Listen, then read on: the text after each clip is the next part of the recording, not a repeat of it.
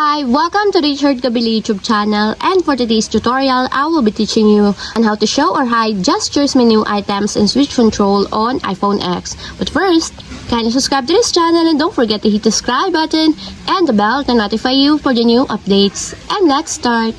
Using your iPhone X from your home screen, first go to Settings.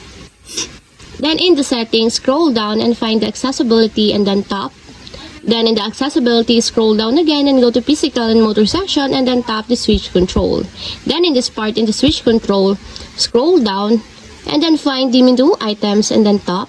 Then in this part, in the menu items, tap the gestures. And after that, in this part, you can now show and hide the items that you want in your menu items. For example, you want to hide the pinch, just tap the check mark until it has been removed to hide the pinch items. And also, if you want to show your gestures menu items, just tap it again until there's a check mark on the side to show or enable the menu items under the gestures that you want. And that's it. We have successfully show or hide gestures menu items and switch control on iPhone X. If you have a question, can comment down below and don't forget to hit the subscribe button and the bell to notify you for the new updates. And thank you for watching!